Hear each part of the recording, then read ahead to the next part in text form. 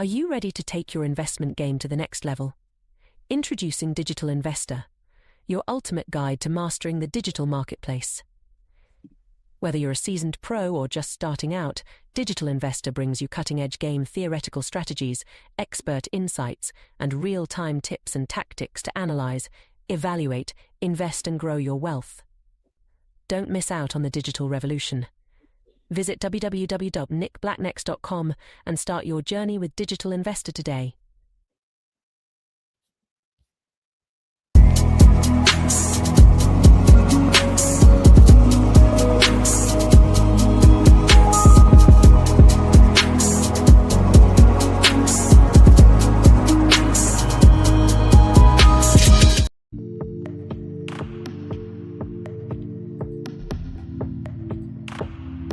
Brandon!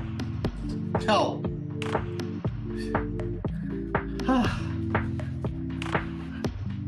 I think I need a new computer. My computer's old. It's like 8 years old. And then it wouldn't start the camera. That's 200 years old in crypto. I know. The camera wouldn't start. I kept trying to join and the camera would just green lines. I'm like, oh, that sucks.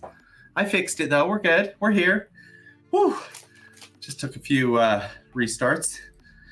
Okay, do we want to, I guess the GMRT, the NGMRT, the pre-sale, well, yeah, pre-sale, proxy sale, whatever, that's done.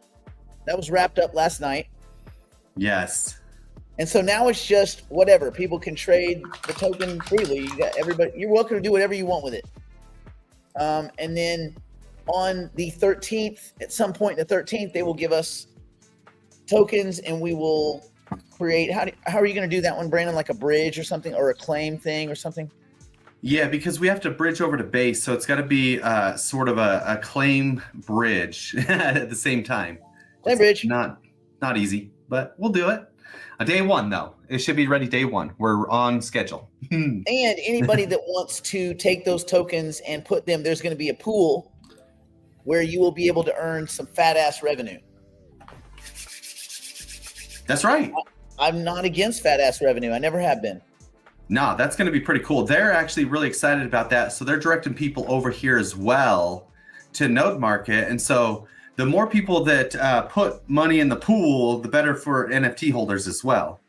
So it's just a win all the way around. We have also another thing that we're working on for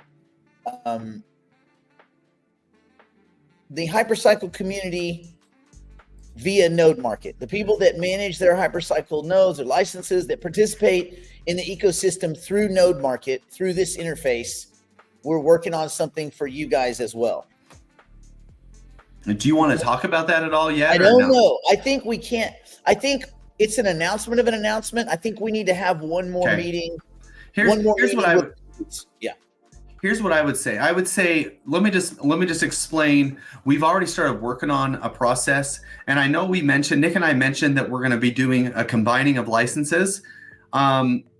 So that's okay. So don't do anything yet because I think we figured out an even better solution now for everybody managing their node factories, anybody that's purchasing licenses, any of that stuff.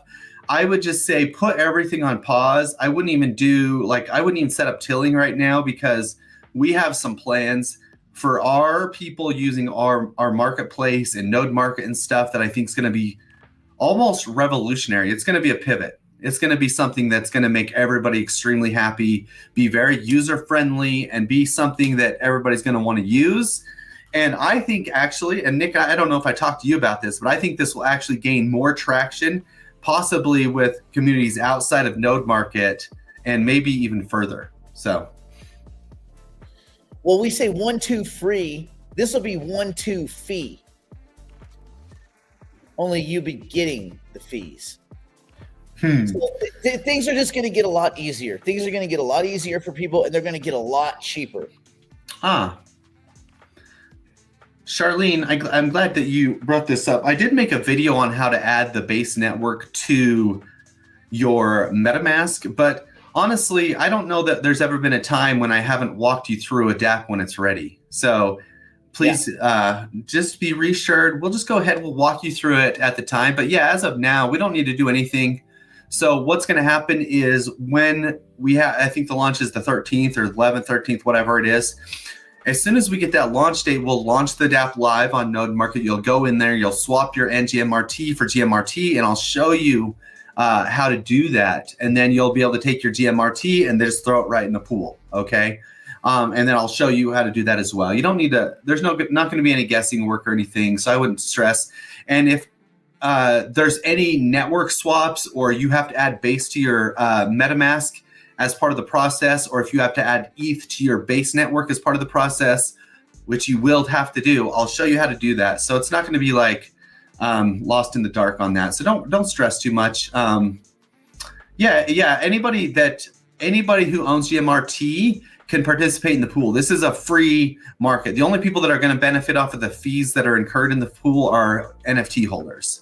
Yeah. So, but anybody can participate in the pool itself. Come one, come all to this. All right.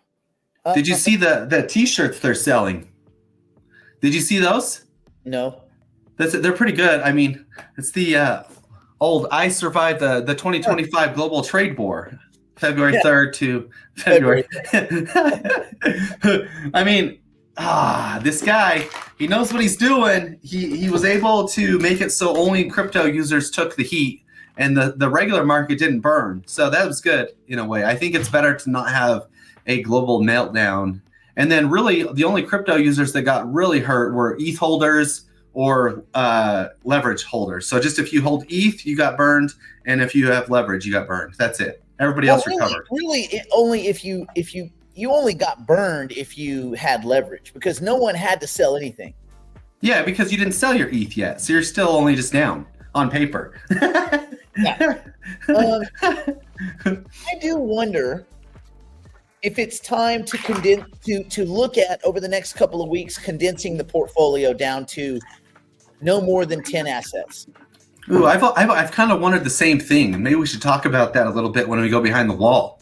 The thought process behind that. Yeah. If there were only 10, if you could only own 10, you got a lot of guys now that have been in all these weird projects, and they're just going to Bitcoin. They're just like, we're converting everything to Bitcoin. We're done. We're done being stock pickers and checkers, and we're done. So I don't believe in that. I do think there's a lot of opportunity in these altcoins to make more money in a faster way, to make more currency units faster than in Bitcoin and then buy Bitcoin. But probably you could just, a dummy could just buy Bitcoin and walk away and come back better. Oh, yes, I think so. Bitcoin is, did you watch the Bitcoin dominance over the weekend? Basically, it spiked to 66%. It was at 60% just because Bitcoin held so well and the altcoins got punished. Bitcoin didn't drop that much. It dropped 7%, but everything else, and we showed this on the show, everything else dropped 20 to 50%. Except for JLP. JLP, stalwart. Yeah. It's JLP, win. JLP is the honey badger. This is crazy because let me just answer this because there's already 3 questions about this. If we paid, will we be able to move to Node Market? And then we have, so people that already paid for tilling, will we be able to move back to Node Market? So your node factories never moved. They're still in your MetaMask, I assume, yeah. Sherry and Frank. Your node factories haven't moved. You just added another feature on top, and that doesn't hurt. But they never move. They're still just in the same spot they've always been. They're in your MetaMask wallet. And remember, you're just adding features to this, which is very important to remember going forward, because what we're going to be doing is we're going to be adding. You're going to be chilling. This is good. Yeah. If this all works out the way that we have envisioned, we've been talking about this for a while, but this is going to be pretty rad. Dude, that GMRT pool is fat. It's fat. It's fat as hell. It's PHAT.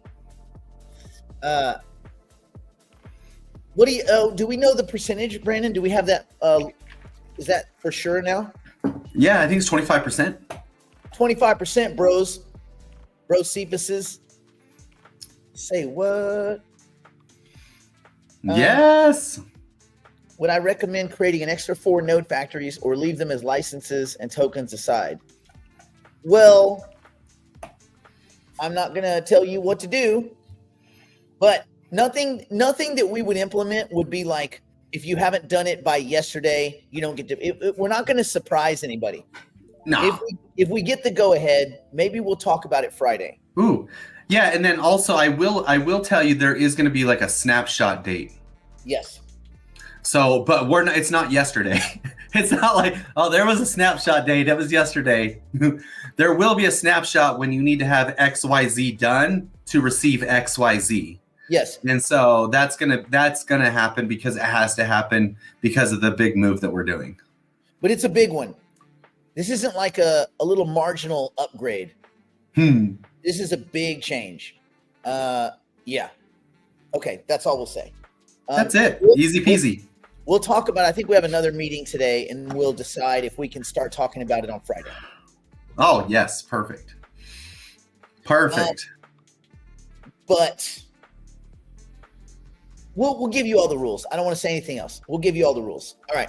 Let's see. Where to buy GMRT on market now? Well, you can't buy GMRT yet, Donna, because GMRT doesn't exist until the 13th of February. What exists right now is the proxy token in GMRT, which you can purchase. You can still buy it. Well, if there's no listings right now, but if people were to list it, yeah. Yeah, you can't right now buy it. But if other people were to list, then you could buy it. But this should surprise no one. We've been talking about this for a long time. Everybody, even you, Donna, knew that this was the day. Now, what's going to happen? Remember, the token's going to launch at 12 cents also in their ICO, their token generation event on the 13th. I don't know what's going to happen to the price of the asset, but I don't remember any launches other than DeBridge where the price was lower on TGE than the price. And they didn't really have a TGE per se, did they? They had a weird kind of slow launchy thing where you got like 50% of the tokens and then 50% were locked, were play out over a year. Isn't that right, Brandon? The bridge token launch? Yeah, 50% now, 50% in 6 months, which I think might have already happened. But regarding DeBridge too, I don't know if you saw this, but they did re-announce that they're going to be offering a staking mechanism that'll be similar to Jupiter's governance mechanism soon. Go on. So I think that could be beneficial for the token price of DeBridge, but also for reward. If you own DeBridge, rewards, plus in the ASR for Jupuary, you're going to be getting DeBridge tokens. So have they made an announcement on the ASR yet? It's February. Dude, I know. So yeah, they did talk about this. I'll just add this now. But they said no planetary. So typically Wednesdays when they would make an announcement. So they said no call today, which means ASR definitely got pushed to next week. Details on the buyback. They have one more product announcement, and then they have a 555 plan they're going to talk about. I have no clue what that is. So apparently there's just a lot going on. So I'm okay that they're pushing ASR. I guess I really don't need it. It's not like if the only time you need it is before a vote, okay? And then you're not going to really sell it. Yeah, because you're not collecting staking by the minute. Yeah, you're collecting staking for what you had at the moment of the vote. Yeah, it's good process that way. So it's not like it's no like skin off my back if I don't have ASR just sitting there doing. It's just numbers on a piece of paper. I don't want them to do the vote and then give us the tokens. I want the tokens to count for the vote. That won't happen. Yeah. They're not like that. They're better than that, and they listen to community feedback. So we'll talk about Jupiter next week. Although I did want to show the perp fees. Okay, right now they're doing about $500K a day in ultra fees, but this dashboard now added the perp fees. The team share of the perp fees that doesn't go to JLP, that goes to the team, is about $500K a day as well. So they're generating about $1 million a day just in these two. This doesn't include 8 Pro some other swap mechanisms, and then a couple of their partner fees. So they're generating $1 million a day in these fees. And remember, half of this goes to buybacks here soon, and they're going to talk about that. Half of this goes to buybacks, and I originally thought it was only $250K a day they were going to be buying back. Now it's doubled. So as fees increase, and this is kind of slowly increasing, as fees increase, they're going to be buying back more and more per day. So this is going to help a lot with the token price directly. And they're buying back Jupiter, not JLP. Jupiter, JUP. Jupiter, correct. They're buying back Jupiter, and they're putting it in a litter box for a minimum of 3 years. So there's, what's interesting is if you got a ramp up, you could see a point where let's say there was a ramp up in activity for like a quarter straight, and it pushed the fees really high, and there was a lot of intense early buying of the token to lock up. You could get a situation where the token is somewhat illiquid for a sustained amount of time just because of that 3-year lag time. Mm-hmm. Like you could get, yes, if you got 6 months or 9 months of continued heavy buying, meaning buying into the litter box, buying into the lockup, you could see a point where the token is, especially because, again, people are staking and voting and ASRing and things. It could make a setup for the end of the year, this year, where it's so anemic as far as the availability of the Jupe token that thing goes just well past that $1.25, where it could get up to $1.75, $2, which wasn't that the all-time high was around $2. Yeah, I mean, I think it shows higher than that, but I don't think I ever saw it higher than that. It's like $2. So it says $3 on Livecoin Watch, which is way off. So it was $2, and then I think towards the middle of this year, as we continue to run up, and we got an easy double out of Jupiter, easy, in my opinion. But that's just my opinion. With JLP, especially with the lending, now, would you be willing to lend your JLP, and what would it take for you to do that? Like, what would you need to get paid to make that work? Well, I'd want something sustainable. So if they offer 50%, I don't know if I'd do it, because I'd be like, I don't know. But if they offer 10%, I'd be easy in. Yeah, I'd throw it in a pool. They can lend it out because it's secured double, right? It's secured by your JLP, and the people have to secure. They can only loan against, I think, 60% of the collateral that they put up. And so they can actually only pull back 60%, and that's their loan. So it's like double collateralized. Is the collateral that they're putting up the assets that make up the bucket inside JLP, for instance? Yeah, it has to be. I think Bitcoin, USDT, USDC. Yeah, so I think it's. I thought it was only USDC, USDT, and then they could borrow against that. But I don't know why they would do that. But so they have to put that in. They have to actually lock that up, and then they can borrow against it, kind of. And I don't know how it works. Or they put up Bitcoin. I bet they would do Bitcoin too. They put up Bitcoin, and then they can borrow USDC and go buy more Bitcoin. But they can only borrow about 60% is the high end. So they're low and once it lowers, they get liquidated automatically, if they don't pay back that loan. And so the JLP that you've lent out has very minimal risk. And so they're paying, if they pay a pretty good percentage on that, I bet that pool fills up very quickly. So we need to be ahead of the curve on that one. Yeah. For me, if it's Bitcoin or stable coin backed lending at a 60% loan to value, I would want to get paid between 8 and 12%. And that's not actually that ridiculous, because right now home loans are between 7 and 8%. Home loans, a freaking house.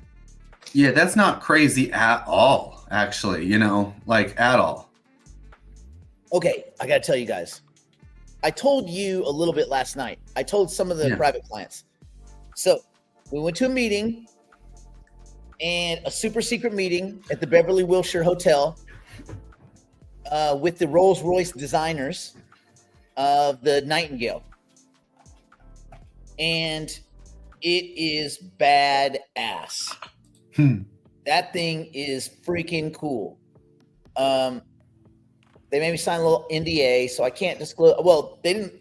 You had to hide your phone, all your electronic devices. But like the designer that was there, he is the guy. So they've only built. There's only going to be 100 of these, period, ever. The designer brings out a big old white piece of paper after they show us this little video of their team. They made one in clay, full size, and they showed size clay. The whole process. It's badass. That's crazy. Yeah, they have this kind of frame that's carbon fiber, and then they put clay around it and mold it and all this, and then they have these machines that like drill it. Like, it's wicked. And so the thing is giant. I mean, it is giant. It's the longest Rolls Royce they've ever made. I think it's just shy of 6 meters. Think about that.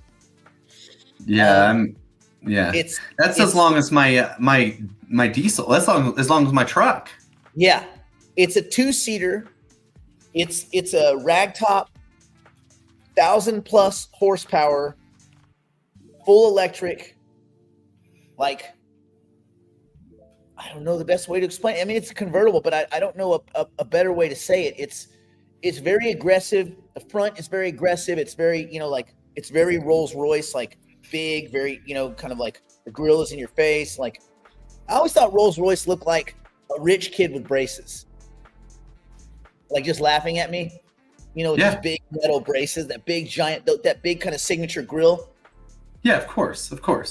But this thing is wicked. It's 24-inch wheels. There's never been a Rolls Royce on. Even the new Cullinan is 23-inch, 24-inch. Think about that for a second. Most of you guys have like 18-inch wheels on your cars. 24. Yeah. It's badass. Anyway, and so there you go. So that was kind of cool. And then so the designer, while we were there, he drew the car. He had a pencil and a Sharpie and a ruler, and he drew the car to spec in front of us. It's the craziest thing. And then he let me sign the back of it, and he said, we can't let you take this, obviously, because this is all proprietary and all that. And they're still doing design things on the car. He said, but when we do release the car, you can have these sketches of the actual car that were done by the designer of the car. That's pretty badass. And the kid, he was really cool. He said, I grew up wanting to be a car designer, and the story of, you know how Lamborghini, the designer for Lamborghini, they kind of like made fun of him. He was like cleaning floors at Ferrari and stuff, and like they just made fun of these guys. Oh, you guys make tractors, you'll never make like a real car. And that all these other companies kind of spitting, like looking down on them, made them push to build like Lamborghini into what it is. And it's a similar story. The Zonda, do you guys know what the Zonda is? The Pagani?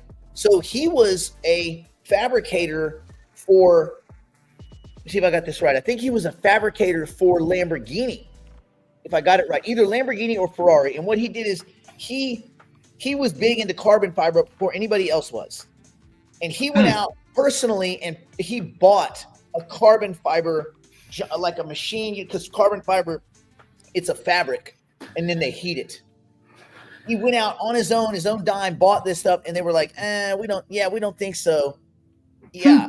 So we're not interested. So he's like, okay, I'll make my own company. So he became the main guy that was doing a lot of these special purpose carbon fiber pieces for McLaren, for Ferrari, for Lamborghini, for everybody had to come to him because he was so ahead of it. He was so ahead of the power curve. And then Pagani. And so, I don't know. This is in that kind of upper echelon of car manufacturer. There's like 6 people. There's like 6 designer dudes that are responsible for like everything. Same thing with Bugatti and the what's the full electric? The other one that the guy that it's the Croatian dude. Anyway, whatever. It's like this one dude is responsible for like all of these really high-end, amazing vehicles. You realize that whole exotic car space is like could fit in your living room. all of them, everybody in the world that does all this cool stuff. They're basically they're artists. These are artists that learned enough about aerodynamics to make race cars, which is kind of crazy. It's pretty cool. We live in the land of artists. They're elite too. I mean, that's pretty cool. And of course, I pitched True AGI and Hypercycle to the Rolls-Royce team. What they think? So what they said is when they're gonna bring everybody to England in October to look at the car, an actual working mock-up of the car before they go into production. Then they're gonna go into production. Remock, that's right. Nice. Remas. Yeah, Remas, Navarra. So anyway, so when they do that, they're going to, because then they'll know what's inside the car, how tech it is or not, because the car's really big. There's going to be a lot of tech to make sure you can see around the entire car. They want an experience where you don't just go smashing curbs and stuff. Yeah. So, they said that would be the time to have the discussion with True AGI and Hypercycle about leveraging those technologies to look at those cars in real time, maybe from a third perspective, which should be kind of cool. And then they'll be using next year's battery technology in the car, meaning they think it'll be 300 miles plus on a charge. That's not bad for that big of a car. That's not bad. Yeah. And they're like, we understand you want to drive to Vegas. However, this is not the car to drive to Vegas. This is the car to fly to Vegas and meet your car in Vegas. That's funny. Anyway, pretty cool stuff. All right.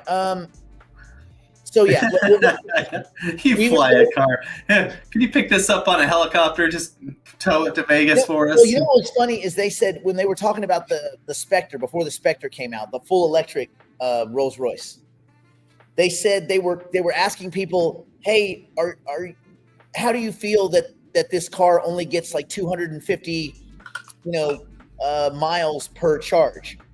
And the most answer they received was, if I have to drive more than 100 miles, I'll just fly. Oh no, I'll take my plane. That was I'll take my plane. They won't fly. I'll take my plane. That was the answer. That's a great answer. And it's funny because if you think about it, and then I'll get off this whole Rolls-Royce thing. Rolls-Royce is the only brand, in my mind, there's a lot of brands that make really cool stuff with cars. Well, no, the head designer is German. So, sorry, Jeff. Perhaps I exposed a little of the secret details of the design team there. When you're thinking about car brands, there's a lot of really cool car. Oh, what's the fastest? But what is the top luxury brand? There is no argument. It is only Rolls-Royce. Nothing else. You're like, oh, I mean, Bentleys are cool, but it's Rolls-Royce is at the top of Uber like class and luxury. Now on race cars, it's one day the next. Oh, Bugatti's probably the top, but Pagani's right near it, and so you could argue back and forth. Oh, one's more beautiful, one's this and that.